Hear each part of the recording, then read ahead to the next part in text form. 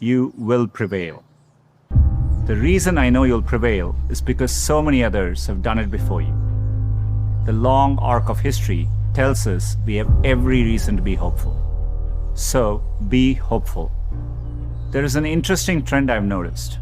It's very conventional for every generation to underestimate the potential of the following one. It's because they don't realize that the progress of one generation becomes the foundational premise for the next.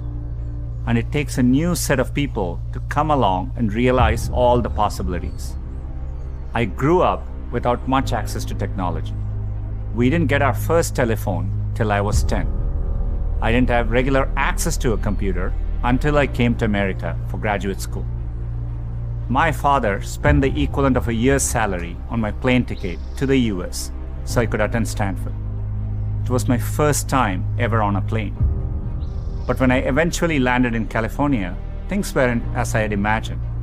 America was expensive. A phone call back home was more than $2 a minute, and a backpack cost the same as my dad's monthly salary in India. And for all the talk about the warm California beaches, that water was freezing cold. On top of all that, I missed my family, my friends, and my girlfriend, now my wife, back in India. A bright spot for me during this time was computing. For the first time in my life, I could use a computer whenever I wanted to. Completely blew my mind. Under television, when we finally got one, only had one channel. So imagine how awestruck I am today to be speaking to you on a platform that has millions of channels. There are probably things about technology that frustrate you and make you impatient. Don't lose that impatience. It'll create the next technology revolution and enable you to build things my generation could never dream of. The ability to ask a computer anything, anywhere. Be impatient. That's okay. It'll create the progress the world needs. The important thing is to be open-minded so that you can find what you love. For me, it was technology. The more access my family had to technology, the better our lives got.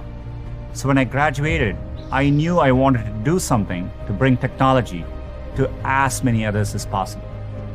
At the time, I thought I could achieve this by building better semiconductors. At that time, I used to read about what was happening in Silicon Valley, and I wanted to go be a part of it.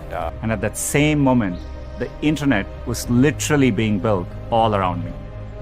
The year I arrived at Stanford was the same year the browser Mosaic was released, which would popularize the World Wide Web and the internet. The summer I left was the same summer that a graduate student named Sergey Brin met a prospective engineering student named Larry Page. These two moments would profoundly shape the rest of my life. But at the time, I didn't know it. It took me a while to realize that the internet would be the single best way to make technology accessible to more people. And as soon as I did, I changed course and decided to pursue my dreams at Google. So, a big part of what I focus on at any given time is, making sure we are innovating and building products for the future. So we are thinking about, things like virtual reality or augmented reality. So these are all new areas, but we've always had a very ambitious mission. We wanted to organize the world's information and make it universally accessible. We feel like we are in early days of that mission. And, so for us, the journey is just getting started. I just want to make sure the next 30 years, we are still able to work on problems which really work for people on a day-to-day basis. Hopefully, at that point, serve all of humanity in a profound way. So that's where I want to be. It is a core part of at least what drew me to Google. I think the chance that we could work on products which would one day, reach everyone in the world. I didn't have access to computing growing up, and once I got access to it, it changed my life. And so I've always been interested in, this is why we work on affordable Android smartphones or Chromebooks, and being able to reach everyone, I think it's a foundational part of what we do. Inspired by the wonder that first browser created in me, I led the effort to launch one called Chrome in 2009 and drove the effort to help Google develop affordable laptops and phones so that a student growing up in any neighborhood or village in any part of the world could have the same access to information as all of you. Had I stayed the course in graduate school, I'd probably have a PhD today, which would have made my parents really proud.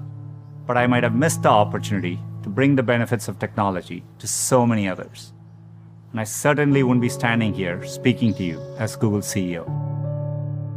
Another thing I've noticed over time is you will have many opportunities to reinvent yourself. And so, so I think, it's worthwhile taking risks and trying to do something you're really, excited by. And if the first attempt you don't do it, you can try again, and things tend to work out in the long run. In Silicon Valley, part of the reason so many people start up a company is, starting up a company and even having failed, you can wear it like a badge of honor, right? And I think that's important. Culturally, risk is rewarded. I remember when I started working at Google, if I went and people were discussing ideas, the other people who heard the ideas try to build on those ideas. They encourage you. So it's a culture of optimism. It's a culture of risk-taking, and I think that's really important. So, move forward would be for me, if I look at what is needed to solve the next generation of problems, creativity is an important attribute. I think so. Encouraging more creativity through the educational system. Today, I do think our educational system values, rigorous academic knowledge over necessarily, being more creative in how you approach education. I think that's important. Another thing I would say is, and I think I've seen it in the best schools in the US, etc. It's what I call it's very experiential, very hands-on. People learn how to do things by doing them, and not just by learning about them, right? And I think that's a big difference. So, to me, so allowing a system in which there's a lot more creativity, learning how to get things done by hand, and so much more of a project-based experiential learning are all, I think, trends which the Indian educational system needs to adopt. And I also think it's important to teach students to take risks, and and making sure the system doesn't penalize for you to take risks, and if you're different. And so those are all attributes which I think are important. When I see entrepreneurs here, they seem no different to me than the kind of people I meet in the Valley. So intrinsically, I think India can do the same kinds of things. And as the internet becomes more mainstream, people feel more confident. You have a much larger domestic market to tackle. That'll give you the confidence to tackle not just a local market, but global problems as well. So I think we're very well positioned. And the one good thing about India is I think, there's always been, whenever in India I used to walk around and go to some remote corner and find a tea stall, I always felt there is an entrepreneur there somewhere who saw that opportunity. So I think that streak has always existed. But I do think this generation, to your earlier point, I think is less, afraid to take risks and follow a conformist path, which is good. The only thing that got me from there to here, other than luck, was a deep passion for technology and an open mind. So take the time to find the thing that excites you more than anything else in the world. Not the thing your parents want you to do, or the thing that all your friends are doing, or that society expects of you. I know you're getting a lot of advice today, so let me leave you with mine. Be open, be impatient, be hopeful. If you can do that, history will remember not for what you lost, but for what you changed.